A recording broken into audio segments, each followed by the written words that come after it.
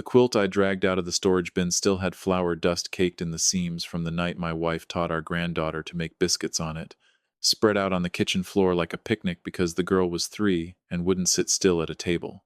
That quilt survived 4 house moves, 1 flood in the basement, and 11 years in a cedar chest after Doris passed. It did not survive my daughter's fiancé using it to soak up motor oil under his truck. I found out what he'd done before I found out who he really was. And in my experience, that's usually the order things happen in. You learn the small cruelty first. The big one waits until you're not braced for it.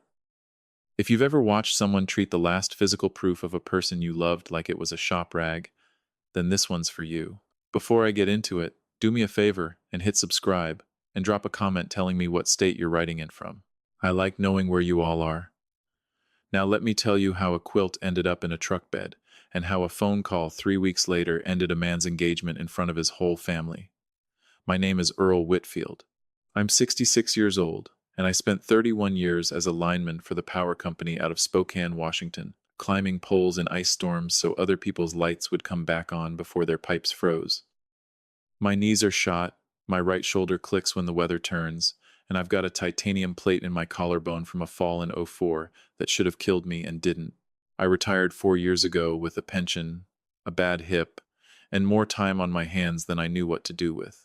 I live outside Spokane in a house my wife Doris and I bought in 1988, back when the bank practically laughed us out of the office for asking.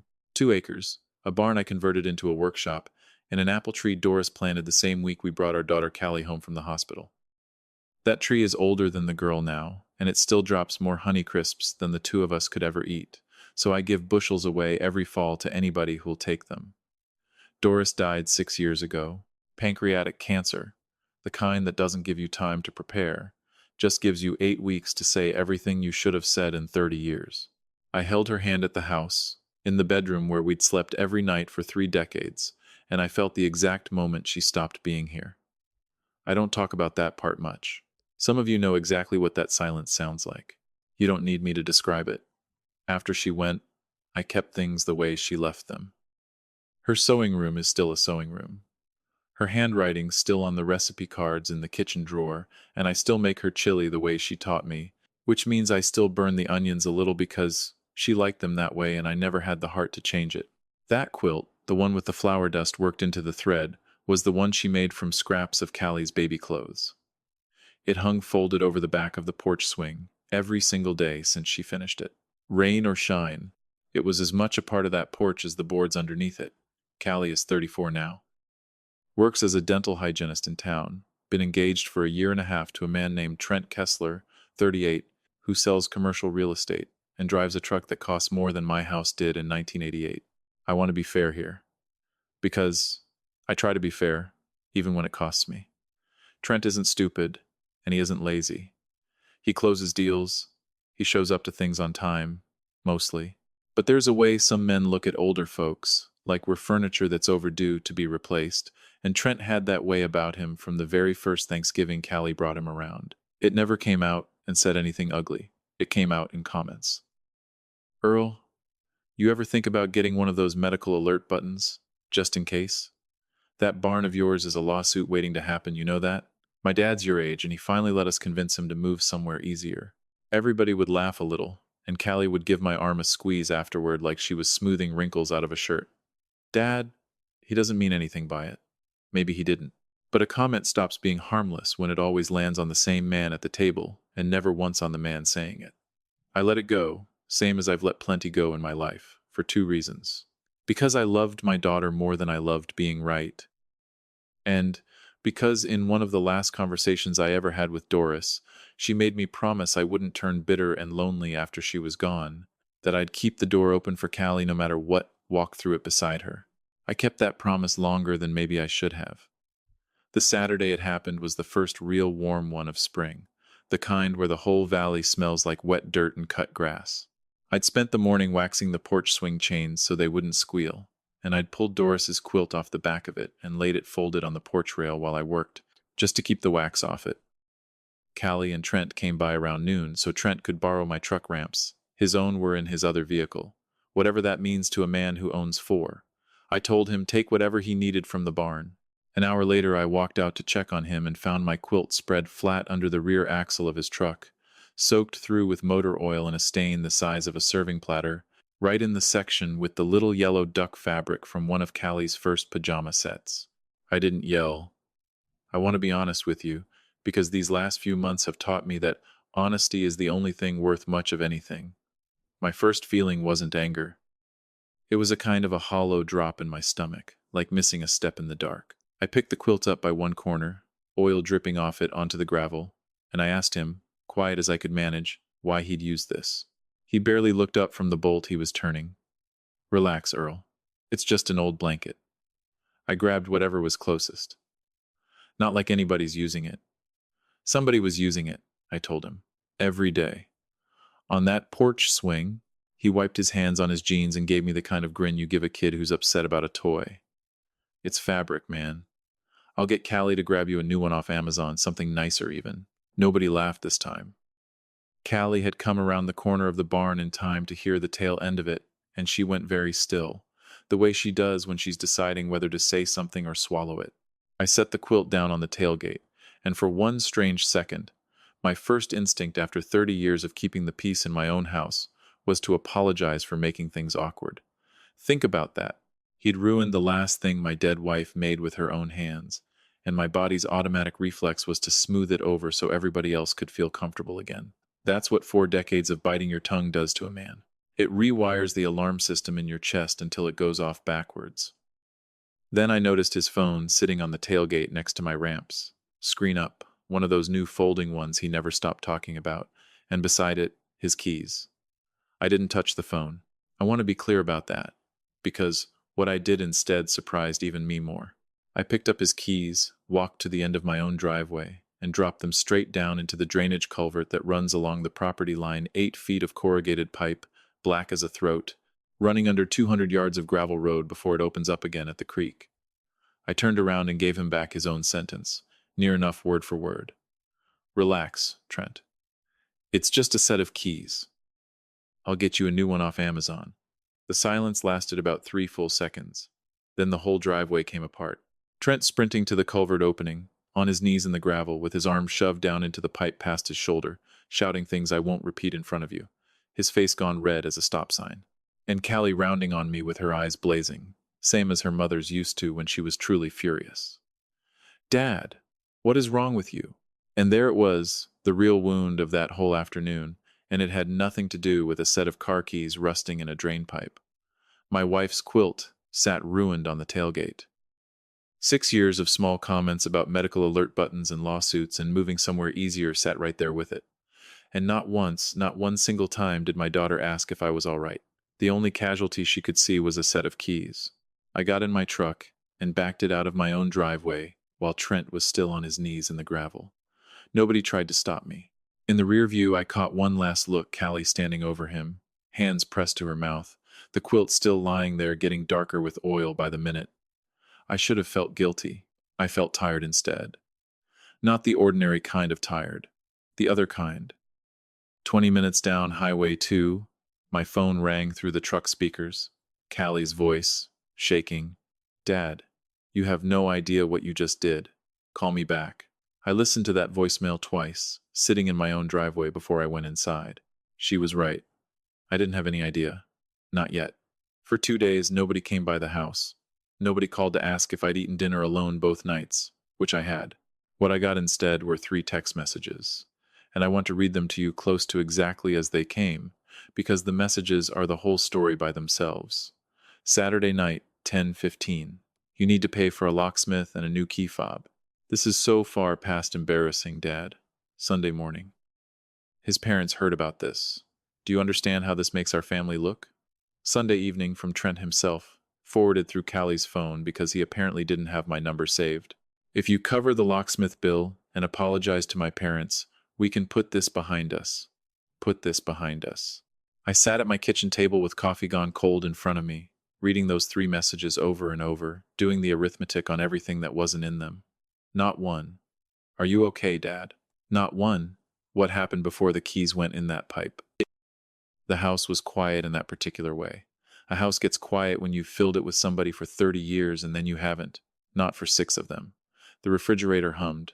The porch swing chains, freshly waxed, didn't make a sound when the wind pushed them, and I found myself almost wishing they still squeaked, just so the house would make some noise that wasn't me. Doris's rocking chair still sat in the corner of the kitchen, same worn spot on the armrest from 30 years of her elbow.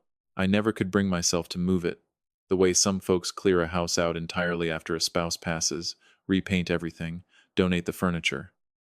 Every corner of that house still had her in it, and now my own daughter had somehow managed to make me feel like a stranger standing in the middle of it. By Monday, word had gotten around the way it does in a small town. One of Trent's cousins posted something online about seniors who can't control themselves anymore. No names, but everybody local knew exactly who it meant. Trent's mother left a comment under it about grace and forgiveness being a two-way street. And Callie's oldest friend from high school wrote something I stared at for a long time after I saw it. Guess some people just get mean when they get old. Mean.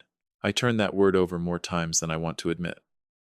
Then, I did what I've always done when feeling gets too loud to sit with barehanded. I went and found something broken to fix. The latch on my workshop door had been sticking all spring. I sat on an overturned bucket, took the whole hinge assembly apart, dropped one tiny screw and spent 10 minutes hunting for it on the concrete floor, muttering words Doris would have fined me a quarter for, and the whole time the same reel played behind my eyes. The oil stain spreading.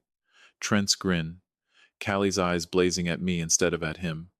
Around 3 that afternoon, my neighbor Gordon Reyes showed up in the open barn door. Gordon's 71, retired from the railroad, walks a one-eyed beagle up and down our road twice a day whether the dog wants to or not. He'd been out at Doris's memorial gathering 6 years back with a casserole dish he never asked back for. He'd been coming around most Saturdays since, same as clockwork. "You got a minute?" he asked. I held up the latch, trying to salvage a $5 part. He nodded like that, answered him fine, stepped inside, and put his hands in his coat pockets, which worried me some, because Gordon's a man who can talk to a fence post for 20 minutes straight, and right then he looked like he'd rather be standing anywhere else on earth. "Been chewing on something since Saturday," he said. "Haven't we all?" I told him. He didn't smile back. "Earl, that wasn't an accident with the quilt." I stopped turning the screwdriver. "I know it wasn't," I said. "No," he said. "I mean, I watched him do it. He had the whole truck bed to work with. He picked that quilt up off the rail on purpose and laid it down under the axle on purpose. I watched him look right at it before he did it. Something cold walked straight through my chest. Suspecting a thing and hearing another man say it out loud in flat daylight, those are two different weights entirely." Then Gordon glanced toward the road, like he expected Trent's truck to come rolling up any second, and he gave me the rest of it. "Back in February," he said, "I was walking Biscuit past the Kessler place that's Trent's folks spread over on Miller Road. Trent was out front with a couple fellas in suits, real estate types by the sound of them, all laughing about something. I only caught one piece clean." "What piece?" I asked him, and my neighbor of 18 years looked me dead in the eye and quoted my future son-in-law word for word. "Once the old man's in a home, that 2 acres is getting subdivided so fast your head'll spin. Barn alone's worth tearing down for the lot." For 1 second, I genuinely thought I'd misheard him. My hearing's not what it used to be, and words slide past me in a noisy room easy enough. But we were standing 4 feet apart in a dead, silent workshop, and I heard every syllable clean as a bell. I laughed once, not because anything about it was funny, but because a body's got to do something with a feeling that size, and laughing was what mine reached for first. My land. The barn I built with my own 2 hands the same summer Callie learned to ride a bike in that gravel driveway. The house where I held Doris's hand while she left this world. Already itemized. Already subdivided in some man's head, waiting on nothing but a vacancy. That night I didn't sleep much. I sat at the kitchen table with an old photo album and took the whole tour. Callie at 5, gap-toothed, holding up a macaroni picture frame she'd made me for Father's Day. Callie at 16, rolling her eyes at her junior prom pictures. Callie at 26, laughing next to her mother in the garden at something I've long since forgotten. Then the newer pages, Callie and Trent at Christmas. Callie and Trent at the 4th of July. Callie and Trent in my own kitchen, his arms slung around her waist, his smile turned on like a porch light, and me somewhere off at the edge of every frame, half-cropped, usually the one holding the camera. I ran my thumb over Doris's face in one photograph and asked the empty kitchen, out loud, "Did I miss this?" I don't know who exactly I was asking. God, myself, her, probably all three at once. Had I gotten so scared of losing my only daughter that I'd folded myself down small enough to fit in the corner of my own family portrait? I picked up my phone to call Callie. My thumb hovered over her name a long while. Then I heard her voicemail again in my head. You have no idea what you just did, and I set the phone face down on the table and made the first decision in 6 years that had nothing whatsoever to do with keeping somebody else comfortable. No shouting. No begging her to understand. No posting anything anywhere. I was going to pay attention, quiet and careful, the way you listen to a transformer that's about to tell you it's fixing to blow. Because if Trent believed getting older made a man harmless, he'd gone and confused quiet for weak. And you don't spend 31 years climbing poles in ice storms without learning the difference between quiet and off. After Gordon's visit, I stopped seeing Trent as merely rude and started seeing him as a man on the clock. Every compliment on a schedule, every offer to help around the property, an invoice waiting on a due date. I told nobody what I knew. I confronted no one. From the outside, my life looked exactly the same as it had the week before. On the inside, I was running a full diagnostic. The first pattern surfaced fast. My future had suddenly become the most popular topic at my own kitchen table. Callie stopped by one Wednesday with 2 coffees from the place downtown, and for 20 minutes it was good, easy, like it used to be a patient at the office who'd finally stopped being terrified of the drill, my tomatoes coming in early behind the barn. Then, stirring her coffee without looking up, she said, "Have you given any real thought to something smaller, Dad, maybe in town?" I watched her over my mug. "This place is a lot for one person to keep up," she said. "Keeps me busy," I told her. "You're hip, though. Those barn stairs." "I appreciate you worrying," I said, and gave her nothing else to work with. Then it came, dressed up casual as a weather report. "Do you know where the deed and the title are filed? Just in case something ever happens?" There it was, not loud, not dramatic, just set down on the table between us like a coaster. "You should really get all that organized," she said. "Probably should," I agreed, and I watched a flicker of disappointment pass over my little girl's face, the same flicker I'd have missed clean a month earlier. Doris always said Callie couldn't lie to save her life. Turns out she wasn't much better at hiding an assignment somebody else had given her either. The next weekend, Trent showed up alone, which he'd never once done, carrying a case of good beer and offering to reseal my driveway free of charge, no strings. "I'm good," I told him. "I like doing it myself." And I caught at the flat, quick glance he threw toward his own phone, like he was checking off a box on a list somebody had handed him. That glance bothered me a good deal more than any insult ever had, because insults are weather. Glances like that are climate. A week after that, he tried again while I was under my truck, changing the oil.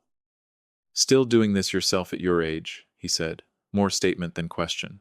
"You know, land values out this way are climbing fast if you ever wanted to simplify, cash out, get somewhere with less upkeep." "Not a downsizing man," I said, and kept turning the wrench. He laughed his transaction laugh. "Well, you won't want to keep all this up forever." And I slid out from under that truck and looked at him a beat longer than was comfortable for either of us. "Trent," I said, "I've lived on this land 38 years. The day I'm done with it, you'll be the very last to know." His smile went stiff at the corners. "Fair enough," he said, and left inside of 5 minutes. That conversation stuck with me longer than the insults ever had, because it didn't sound spontaneous. It sounded rehearsed, like a listing pitch he'd practiced out loud in his truck on the drive over. The following Tuesday, I had an ordinary appointment with Marilyn Osei, my attorney of better than 20 years, the woman who'd handled Doris's estate and once beat me by 4 strokes at the Wandermere course before we agreed never to speak of it again. I'd come in for a routine update to a beneficiary form. Marilyn finished the paperwork, slid the folder across the desk, then leaned back in her chair and said, "I've been going back and forth on whether to mention something to you." My stomach went tight. "Go ahead," I said. "Your future son-in-law called this office a few months back," she said. "About what?" I asked. "He didn't ask about your file," Marilyn said carefully. "He asked general questions." "What kind of general?" "The kind people ask," she said, "when they're curious how things work for aging parents." He wanted to understand how guardianships get established, how a person's competency gets challenged legally, whether moving a homeowner into assisted care changes who holds title to the property.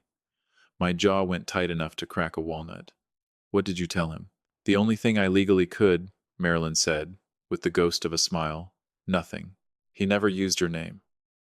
Didn't have to. We sat there in that silence together, two people who'd both read the same page before. Finally, she said, Earl, I don't like assuming the worst about family. Neither do I told her. But those weren't curiosity questions. No, she agreed. Those were logistics. I drove home slow that evening, not on account of traffic, but because every mile dissolved one more excuse I'd been propping up for 6 years. Maybe he didn't mean anything by it. Maybe it's just how younger folks talk. Maybe Callie will finally see it herself. Maybe I'm too sensitive about my age. One by one, every excuse fell away and didn't come back. That night, I stood in my workshop, my favorite room on the whole property, tools hanging exactly where my hands expect to find them in the dark. I picked up a framed photo from our 25th anniversary, Doris laughing because I'd burned the first batch of ribs clean to charcoal, and I ran my thumb over the glass and said it out loud to the empty barn. They think getting old means getting easy to move out of the way. The barn didn't answer me back. Somehow she did anyway. Next morning I called Marilyn before 8. I want to make some changes, I told her. What kind? She asked. The kind, I said, that makes sure nobody ever again mistakes my quiet for a blank signature line. She was quiet a moment, then said she'd clear her whole afternoon for me. Here's what surprised me most through all of it. The paperwork was never about revenge, and Marilyn never once treated it that way. She asked me one question partway through that reframed the entire thing for me. What outcome, she asked, lets you actually sleep at night? I thought about it honest and said, I don't want to punish my daughter. I just never again want somebody planning out the rest of my life without so much as asking the man living it. So that's what we built, across 3 meetings and a session with a financial planner. A revocable trust. An independent trustee with no family ties, no leverage, nobody who could be talked around at a holiday dinner, updated medical directives, a rewritten power of attorney, every single document saying the same quiet sentence in legal language. Nobody steps into Earl Whitfield's life over his own objection, because they've decided they know better than he does. No traps set, no hidden recordings, no theater of any kind. Just a grown man quietly locking his own doors from the inside. And I'll tell you something strange. The day those papers got signed, Trent shrank down considerably in my head. For the first time in months, my whole world grew back out past the size of him. Gordon showed up one Saturday with 2 coffees and a single question. You still got that old international pickup out behind the barn? Needs a carburetor, I told him. There's a swap meet out in Deer Park next month, he said, shrugging the particular way men our age do when they're being careful with each other's loneliness. Might be time, he said. I almost said no, purely out of habit. Then I heard Doris clear as if she were standing at the stove behind me. You're allowed a hobby too, Earl Whitfield. The following month, Gordon and I stood in a gravel lot full of old Fords and International Harvesters and more stories than sheet metal, drinking gas station coffee, while strangers argued about carburetor jetting like it was foreign policy. Nobody asked me what phone I carried. Nobody priced my watch or my truck. One gray-haired fellow spent a solid quarter-hour telling me about rebuilding a Scout with his grandson. Driving home that evening, I realized I'd laughed more in 4 hours than I had in the 4 months before it. The week after that, I started volunteering Thursday mornings at a shop downtown that fixes up donated vehicles for veterans getting back on their feet. Brakes, alternators, the odd transmission. I came home covered in grease every Thursday night and a little lighter every Friday morning. Funny thing about helping strangers who actually need it, it reminds you you're still worth something at the exact moment your own family seems to have forgotten. About a month after the quilt, Callie called. Where have you even been? She asked. Out, I told her. You've been impossible to reach. Been busy doing what, exactly? Little bit of fishing, little bit of volunteering, a pause on her end. You never told me any of that. You never asked, I said. Silence, not an angry kind, just an unfamiliar one. For 30 years, I'd arranged my whole life around everybody else's calendar. Now they'd have to find room in mine, and neither one of us knew that particular dance yet.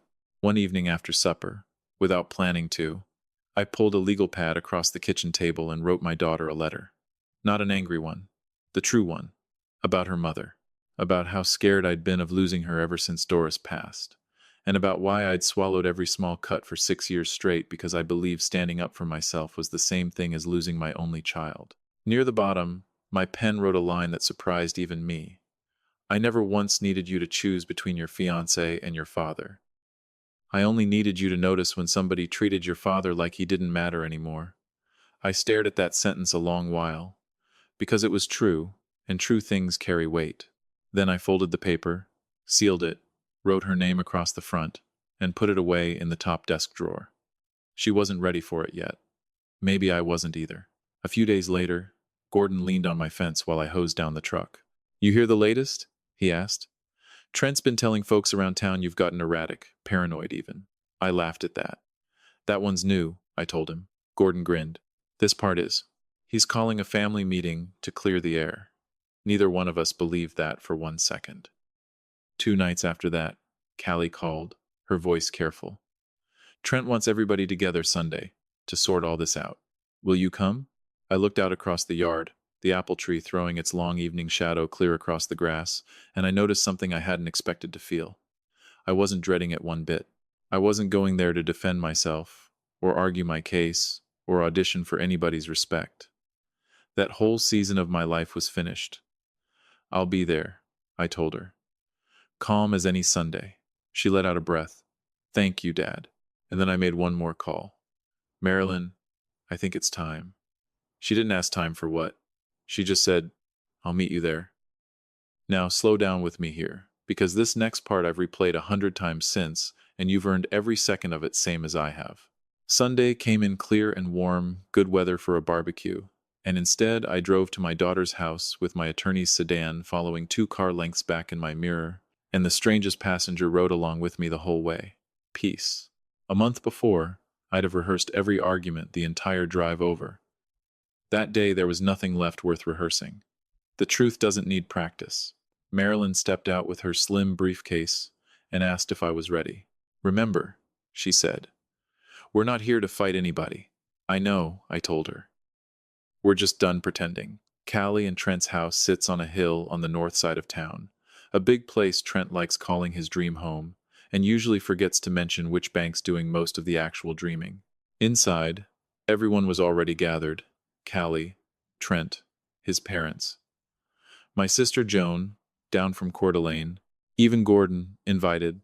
I'd learn later, because Trent had heard he'd witnessed the whole incident with the quilt and wanted him managed before he could say too much to anybody else.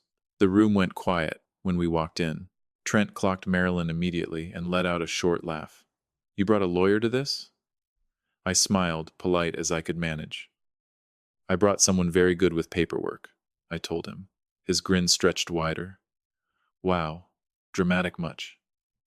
Marilyn shook every hand in that room, calm as any Tuesday morning. Callie's eyes were searching my face the whole time.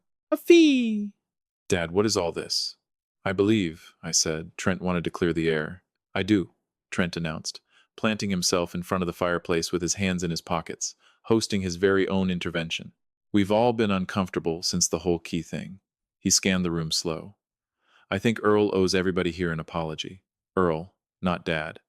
Not even Mr. Whitfield. Funny how respect leaves a family one word at a time, same as everything else does." Marilyn glanced my way. I gave her the smallest nod, and the briefcase opened. "What is that?" Trent said, smile still hanging on by a thread. Marilyn's voice was the same one I'd heard across her desk for 20 years. Level, unhurried, inevitable. "Mr. Whitfield asked me here today because certain misunderstandings have developed regarding his estate and his future care." Trent laughed once. "What estate?" Marilyn didn't look up from her folders. "Over these past several weeks, we've completed a full plan. A revocable living trust. One folder onto the coffee table. Updated medical directives. A second folder. Revised power of attorney. A third. And an independent professional trustee." The temperature of that whole room changed at once. Callie blinked hard. "You did all of this?" she said. "I did," I told her. "I didn't know," she said. "I know you didn't," I said gently. Trent crossed his arms tight over his chest. "I don't see why we need to discuss any of this here." Marilyn looked directly at him for the first time since we'd walked in. "I think you understand exactly why," she said. And for the first time all afternoon, Trent's smile finally quit. Marilyn folded her hands on top of the folders. "Some months back," she said, "this office received a call." Callie's head turned. What kind of call? Marilyn kept her eyes on Trent. Questions about guardianship. How competency gets legally challenged. The words landed in that room like a dropped socket wrench. About whether moving into assisted care changes ownership of a piece of property. Silence. Callie's head turned toward her fiancé in slow motion. You called my father's attorney. Those were hypothetical, Trent said, a beat too fast. I'm sure they were, Marilyn said pleasantly. I work in commercial real estate, Trent said, louder now. People ask me things like that all the time. Plenty of people work in real estate, Marilyn agreed. They don't typically phone their future father-in-law's personal attorney to ask how an old man loses his land. Nobody in that room breathed. Trent's father studied the carpet like it owed him money. His mother's hands knotted themselves together in her lap, and my daughter stared at the man she was set to marry like a stranger had just unzipped his own face in front of her. Why? She whispered. Trent threw both hands up. You're all making this sound way worse than it is. I was just planning ahead. For what? Callie said, and her voice cracked straight down the center. For our future, he said. And my daughter took one slow step backward, physically backward, away from him, and said the sentence I will carry with me the rest of my life. My father's future is not part of your business plan. The ceiling fan turned overhead. Nobody moved a muscle. Trent scanned the room for reinforcements, his parents, my sister, Callie, and found nothing but floorboards and folded hands staring back at him. Then Gordon Reyes, 71 years old, cleared his throat from the corner of the room. I saw the quilt, he said, and every head in that house turned his way. That wasn't any accident. That's ridiculous, Trent snapped. Gordon didn't raise his voice one bit. Men like Gordon never need to. I've known Earl 18 years, he said, looking Trent dead in the eye. You had the whole truck bed open in front of you. You picked that quilt up off the rail on purpose and laid it under that axle on purpose. I watched you do it. And then, into the longest silence of that whole afternoon, Gordon added the rest. And I heard you back in February. Out front of your folks' place on Miller Road, Trent's face lost its color by degrees, like a dimmer switch turning down slow. Once the old man's in a home, Gordon recited, that 2 acres is getting subdivided so fast your head'll spin. Callie turned back to her fiancé one last time, and her voice came out barely above a whisper. You told me that was a joke about him downsizing someday. It's everyone blowing this completely out of proportion, Trent said. No, she breathed. It wasn't a joke at all, and that's when I stood up. Not in anger. Because I wanted the whole room to hear every word at an ordinary conversational volume. I didn't come here today to embarrass anybody, I said. I came because I spent 38 years building a life on that land with my wife. I looked at my daughter. I wanted my retirement to be about fishing and old trucks and Sunday dinners with you. Instead, I found myself having to defend my own front door. Nobody interrupted me. I never once cared about a set of keys, I said, turning to Trent. I cared that you found humiliating me funny.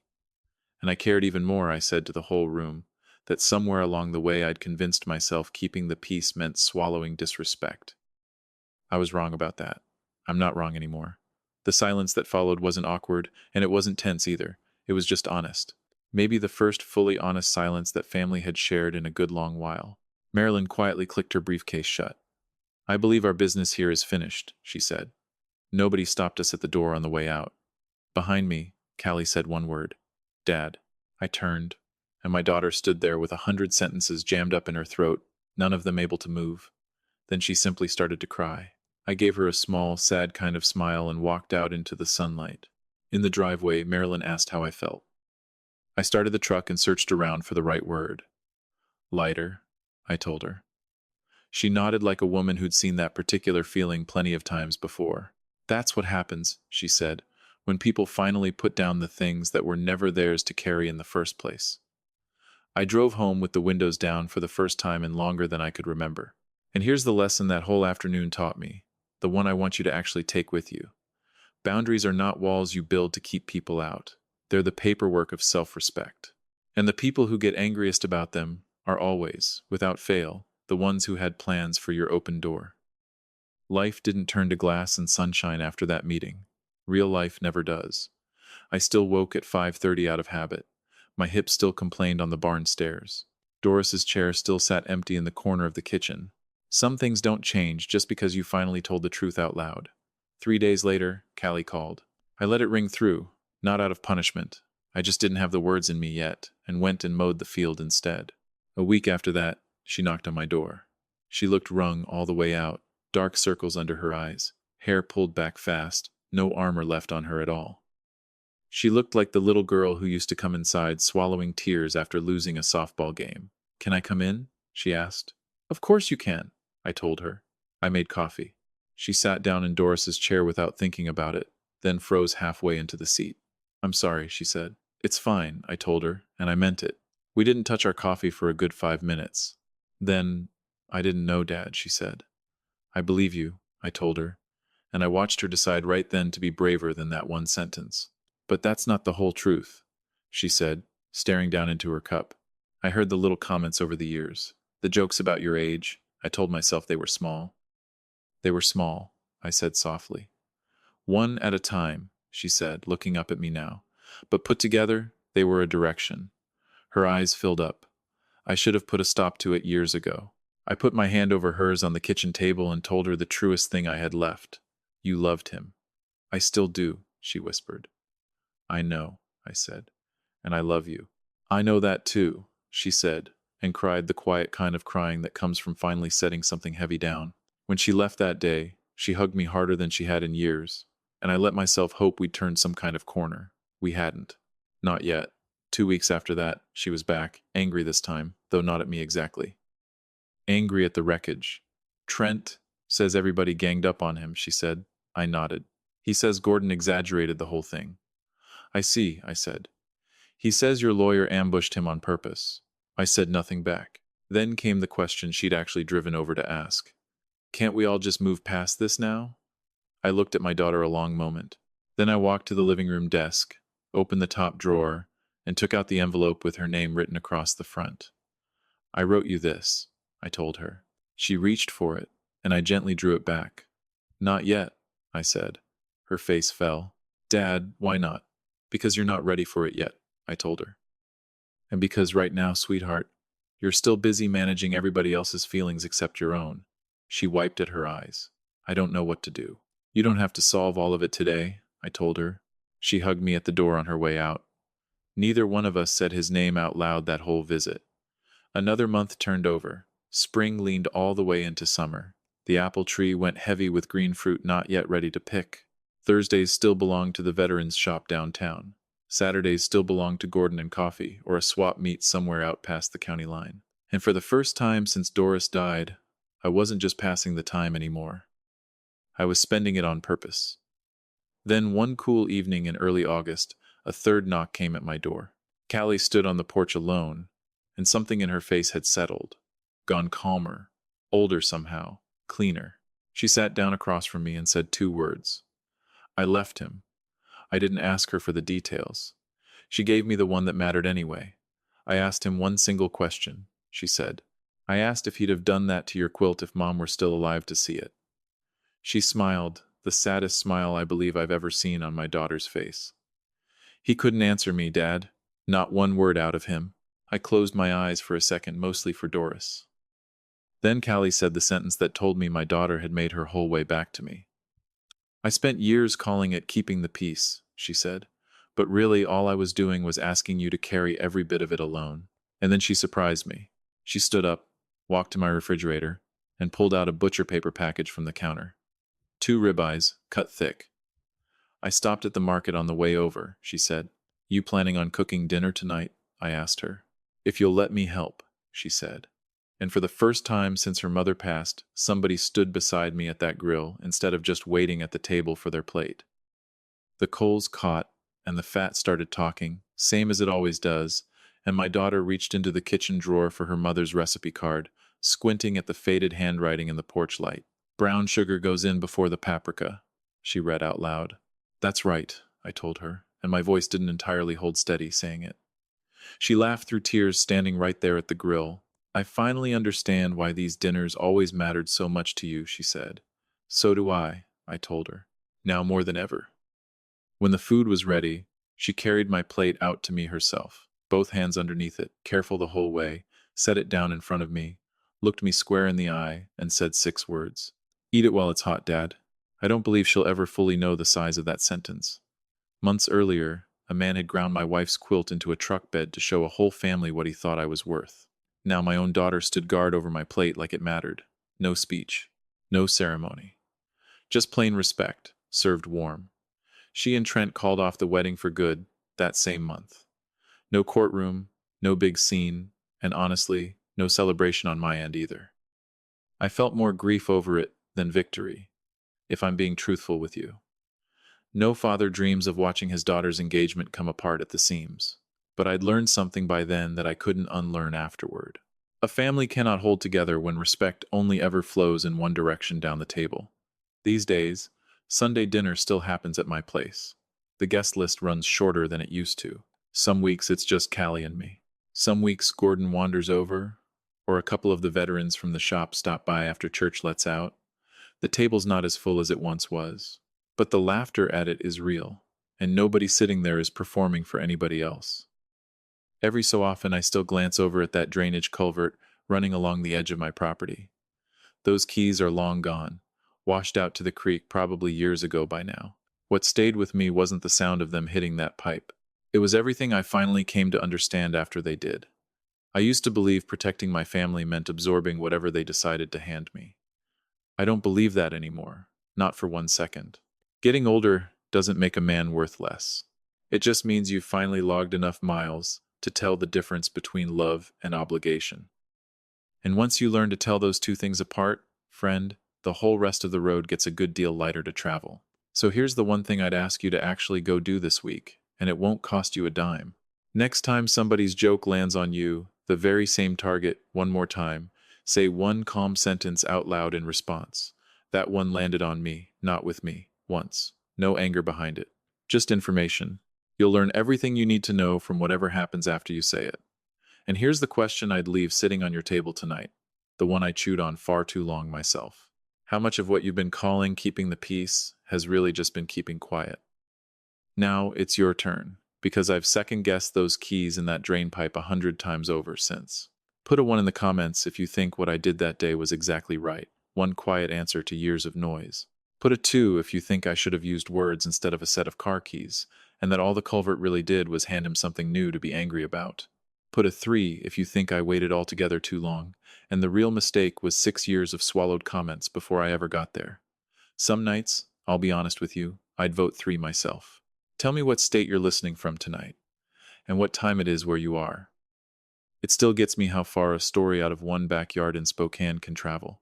And if you've ever been the one at the table everybody's just kidding about, or the parent whose kids forgot to ask if you were okay, tell me about it down below. Somebody watching this tonight is rehearsing an apology for something that was done to them, and they need to hear that they're allowed to set it down for good. If this one meant something to you, subscribe and stick around a while. I've got a lifetime of these stories left in me.